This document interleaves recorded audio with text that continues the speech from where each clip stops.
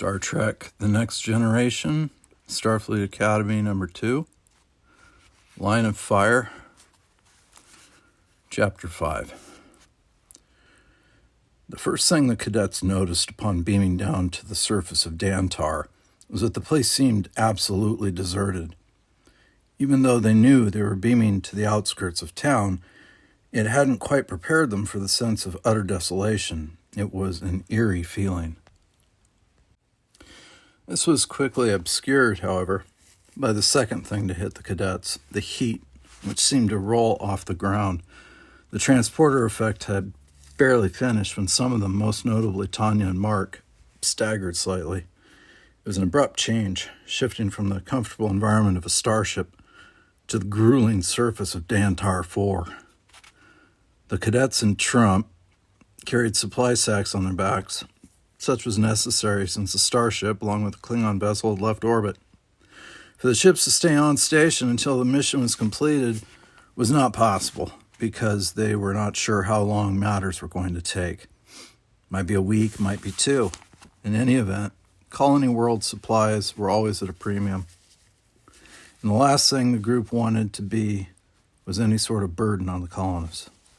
The arid world of Dantar 4 was burdensome enough for its residents. The landing party also had visors to protect them against the heat of the atmosphere and the glare of the sun. The visors were tinted and had promptly gone to maximum darkness the moment the group had arrived on the planet's surface. It helped significantly, although not completely. The sun was still the brightest that most of them had ever experienced. Worf felt the assault of the surroundings, but he was too stubborn to give any indication that it had affected him. Zach, with his tough and durable hide, seemed indifferent to it. Salita, for her part, took in deep lungfuls of air, to Tanya's amazement. "What's with you?" Tanya gasped, feeling her own throat closing up. "It feels like home," Salita replied. "Thin air and hot. Yes, it's very much like Vulcan." "Terrific," muttered Tanya. Alexander Trump didn't seem particularly perturbed. Then again, his determined expression seemed permanently attached to his face, unchanging, unwavering, inflexible. He surveyed the terrain as a hunter would. The transporter arrival site was at the outskirts of town. Town might have been too strong a word. Most of the buildings were no taller than 2 stories. They were prefabricated constructions designed for utility and function rather than form. So the town, for lack of a better term, was not one of the more attractive places in which one was likely to find oneself. The buildings were all the same color, white. The reason was simple. White was inherently a cooler color since it reflected sunlight, as opposed to darker colors such as black, which absorbed it. On a colony world such as Dantar 4, everything was at a premium: food, supplies, energy sources. Everything was thought of either in terms of what the colonists had brought with them or what they were able to derive from the planet itself. In this case, it was energy efficient, to use white. Of course, there were supply ships that came through, but the entire point of a colony world was to make a place that was self-sufficient. One could not base one's entire life on waiting for the next shipload of supplies. Colonists had a large measure of pride when it came to accomplishing what they set out to do. As a result, there was a love-hate relationship between colony worlds and their sponsors. On the one hand, colonists needed and appreciated the support that was provided by organizations such as the Federation. On the other hand, creating and maintaining a colony took a certain degree of determination and independence. Consequently, the colonists resented having to depend on anyone but themselves. A breeze started to kick up. Dirt began to swirl around on the ground like miniature cyclones, and Tanya sighed in relief. "At last, some cool air." "You've been here 30 seconds, said Trump. "I wouldn't let myself get rattled so easily by the heat if I were you." "Where is everyone?" asked Worf.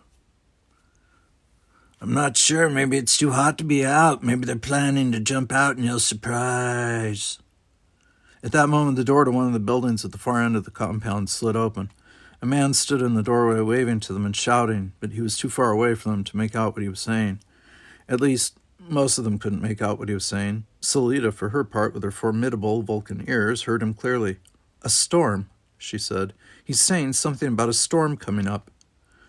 As if on cue, the wind, which Tanya had found so comforting, now began to show its fierce side.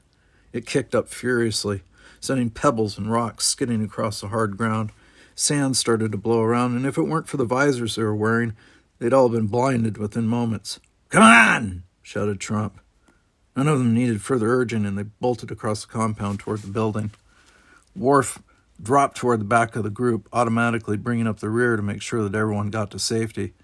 It was fortunate they did, for the tip of Tanya's boot hit a small fissure in the ground as she ran.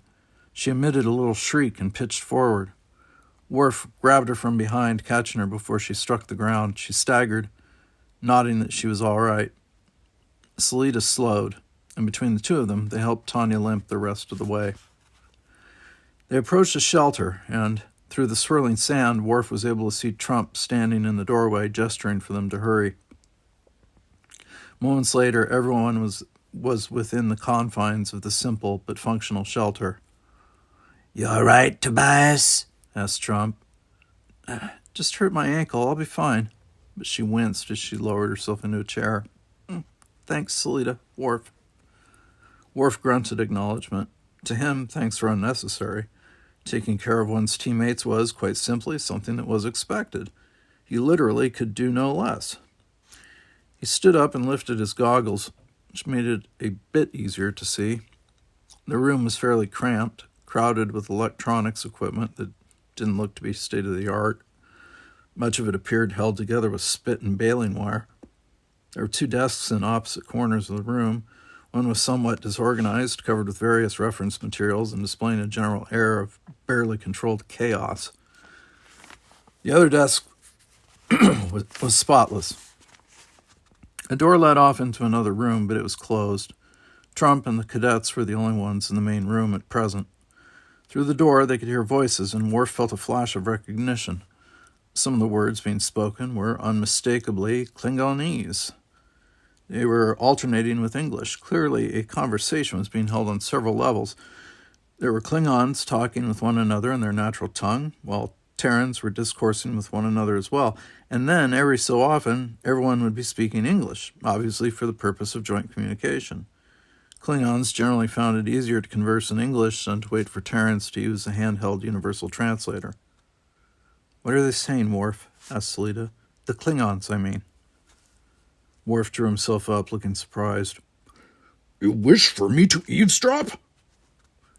"They're saying," Alexander Trump told them calmly, "that handling the Federation people will not be difficult, that Starfleet personnel remain intimidated by Klingons, and showing them who is in a superior position of authority will be easily accomplished. They're saying they can keep us in line and give Klingon interests maximum priority." Worf looked at Trump in surprise. He'd heard about Trump's ease with language, but it was something else again to see it displayed so openly. Several human voices were heard demanding that the Klingons talk to them, blast it, not to each other. This prompted another major discussion with voices even louder. "Perhaps we should go in and..." "And what, Mr. Worf? Lay down the law? Show them who's in charge?" The edges of his mouth turned up ever so slightly, which was about as close to a smile as he usually came. "I don't think so. That would play right into the preconception that they have of us.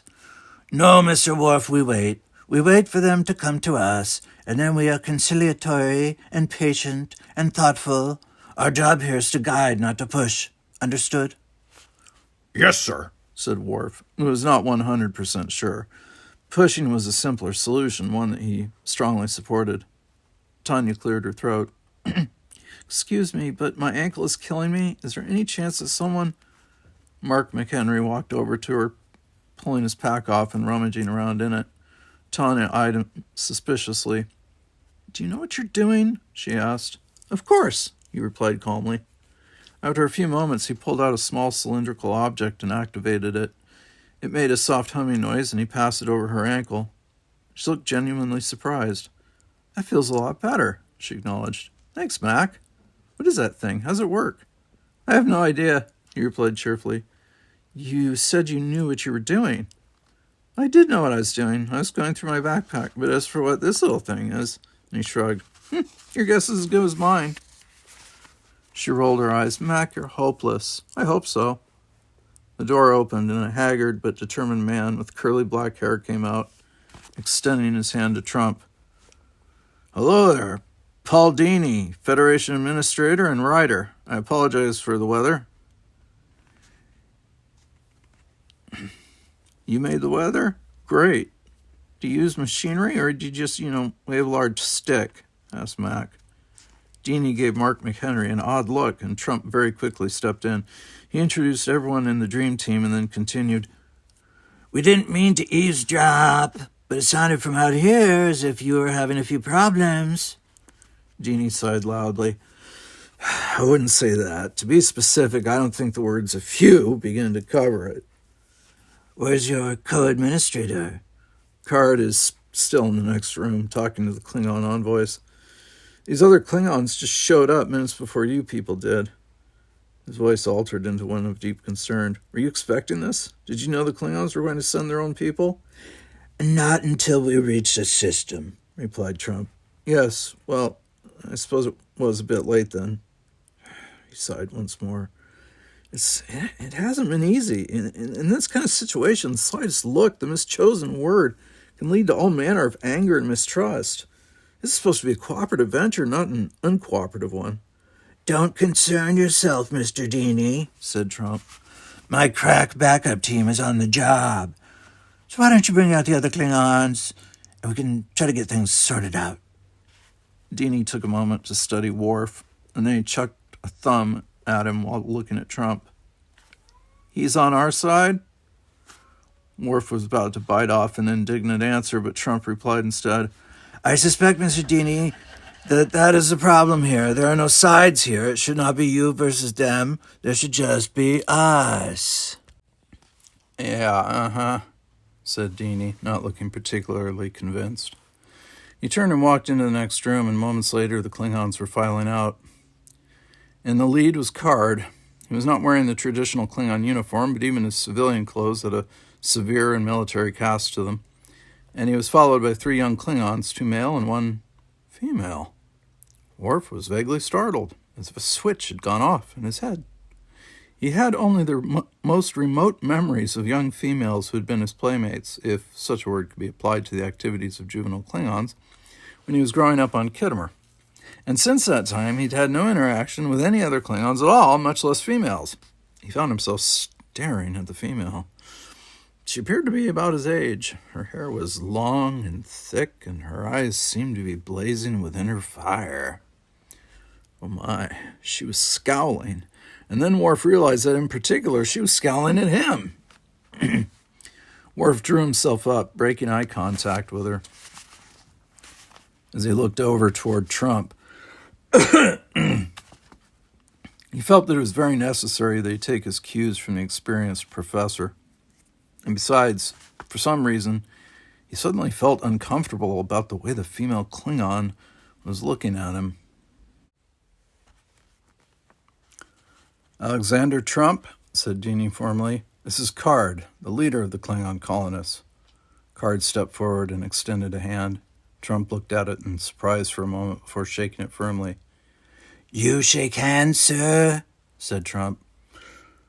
I have tried to make allowances for human customs, rumbled Card. He glanced significantly at Dini. It has not always been easy. If it were easy, said Trump, then what possible challenge would that be for a Klingon? Card grunted acknowledgement of the statement. He stepped back, and Dini introduced the other 3 young Klingons as warriors in training. Pointing from left to right, he said, and newly arrived from the Klingon Empire to perform essentially the same function that you're here to do, Mr. Trump. The one called Gower nodded slightly. He was the shortest of the 3, although that was still enough to make him taller than the average Terran. He was also extremely broad-shouldered, so much so that it seemed as if he would most likely have difficulty fitting through a door comfortably. Kodash, continued Dini. Kodash, by contrast, was the tallest, and although all 3 of them looked rather fierce, he was definitely the most intense. He had a fairly long mustache with small metal caps at the ends. He seemed to be staring at Zach Keeburn, and Zach was doing nothing to indicate that he was thrilled to be looking at Kodash. Worf realized that he might have to be ready to deal with a variety of problems, because although Zach had had time to get used to being around Worf, he was still fighting many ingrained prejudices toward Klingons in general. Add into the mix that many Klingons had no great love for the Brickar, and one was forced to come to the conclusion that the mix could be a very volatile one indeed. Then Deanie indicated the female Klingon, and Worf's attention was drawn to her once more. She, for her part, was making no effort to hide the fact that she was staring openly at Worf. "And this," said Deanie, "is..." And he hesitated. "I'm sorry, what was it again?" Kaler, she said brusquely. Kaler, thank you, I apologize. I'm not always the best when it comes to names. My esteemed Klingon associates, these are the representatives from the Federation. Alexander Trump, noted diplomat, scholar on Xeno Society, and two-time winner of the Z Magnus Prize. With him is a special team from Starfleet Academy, consisting of Tanya Tobias, engineering specialist, Mark McHenry, astronav specialist. "I can play cards," said McHenry, looking rather pleased with himself. Deanie looked at him uncertainly once more and then continued. Salida, science specialist, Zach Keeburn, security specialist, and likewise security specialist Worf. The Klingons were regarding Worf with what seemed a mixture of curiosity and contempt. "Worf, is it?" asked Kaler. "That is correct," he said. "Worf, son of Moog." "How curious." Nothing was said for a long moment, and then Trump clapped his hands. "I think," he said, "that perhaps we should get down to work." "Yes," said Deanie quickly. "I couldn't agree more." He glanced at an indicator on the wall and nodded approvingly. "The winds are dying down, that's a relief. When we have one of our occasional sandstorms kicking up, there's really nothing much that we can do except wait for it to settle down. But it seems to be subsiding, so we can all be thankful for that." Except that the way Zach was looking at the Klingons and the way the Klingons were looking at Zach, and for that matter Worf had the uneasy feeling that other, more serious storms were waiting just beyond the horizon. And those storms were going to be originating from somewhere other than the atmosphere. Chapter 6. Why didn't they shake hands? The dream team was in the visitors' barracks that had been set up for them. To say accommodations were spare would have been generous. Metal bunks lined the walls, and the main source of light was the windows. Nevertheless, the cadets adapted to the situation with a certain degree of resignation. Tanya walked about gingerly, but gained confidence with every step as the others stowed their gear. At one point, though, she stopped, leaned against the bedpost, and addressed a question about shaking hands to Trump. Trump smiled and said, "I'll let Mr. Worf tell you." She turned and looked questioningly at Worf. Worf was mildly surprised that Trump had kicked the query over to him, but he mentally shrugged. "It relates to the origins of the Terran handshake," he said. "When one would greet an opponent, open hands were extended and grasped. The reason was to show that no one present had a weapon on them. Klingons, however, are always expected to have weapons on them at all times. To imply that you think a Klingon is unarmed would be the highest insult." "But, Worf, you're not armed," said Tanya. "She has you there, Worf," Zach agreed. "It's specifically against Starfleet rules for cadets to carry any weapons on them." "Yes, it is," said Worf. "That is an unfortunate regulation, in my opinion." Tanya dropped down onto her bunk and pushed at the mattress. She shook her head. "It's like a rock. Anyone have a better mattress?" "They're all the same," said Salida. "You will survive." Tanya turned to Worf. "What'd you think of the Klingon emissaries, Worf?" "Why ask me?" "I think that's fairly obvious," Salida said thoughtfully. "The Klingon female seemed rather interested in you, Worf." "Nonsense." The door opened and the three Klingons entered slowly. They stopped and regarded the Federation crew for a moment in silence before striding over to a partitioned area that had been set up at the far corner of the room. "Note how they hide themselves," Zach commented. "It is not a matter of hiding," Worf said. "Klingons do not leave themselves exposed to ambush." "You mean they're concerned that someone You mean they're concerned? You mean they're concerned that someone might kick open the door and start shooting? Asked Tanya. It never hurts to anticipate all possibilities, Worf said. Notice, said Sleeta dryly, that if someone did burst in and launch an attack, we would now wind up being the targets. That comment did not draw any enthusiastic response. On the other side of the partition and out of earshot, the three Klingons unpacked their few belongings. Kalera was seated on the edge of her bunk. She punched the mattress in annoyance and shook her head disgustedly. Gower glanced over at her. What is the problem? He asked. They call this a firm mattress? She picked it up and tossed it off the bed, a solid, unadorned slab of metal, which Kalar now thumped. It made a hollow sound, and she nodded. Much better.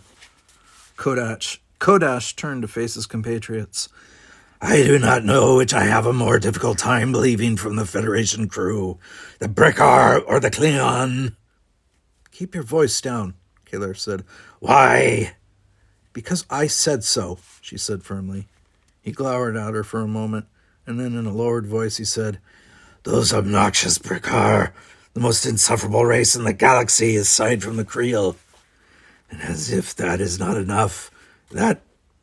Words seemed to fail him in describing Worf. What would you call him? Is he truly one of us?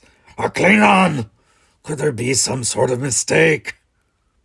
A Klingon he may be, said Gower, but one of us? Hardly. Kodash looked thoughtful for a moment. But what is he doing there with them? Is he there voluntarily? Maybe they're holding him prisoner. Or perhaps he has been brainwashed. Shaking her head, Kalar said, I don't think so. I'm not certain what his situation is. And you have to find out, Kodash said. She sniffed. Me? Why me? Because he cannot take his eyes off you. Oh, don't be ridiculous, she replied. Think about it, Kalar, Gower said. This Worf, he is one of two things. Either he is a traitor and deserter from the Empire, which, judging by his youth, I somehow doubt, or else, as insane as this may sound, he may have been raised by humans. Raised by humans? What sort of Klingon is raised by humans? That, Kalar, is what we want to find out, and you forget it. You are just the Klingon to find out, Gower continued firmly. Am I right, Kodash? You're absolutely right, Gower. You're both out of your limited minds, she informed them. I do not like him. He most certainly does not like me. I am here to do my job, and I suggest that the both of you do yours. Clear? But clear?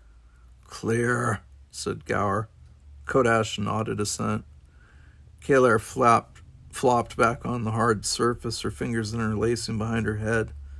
Gower and Kodash moved away from her and looked at one another significantly, and Gower mouthed, "She will do it," to which Kodash replied silently, "I know." Meantime, Kalar could not get the image of Worf out of her mind. She had met him only briefly, and yet somehow she had the impression that he was different from any Klingon she had ever met. The thing was, she wasn't entirely sure whether that was good or bad.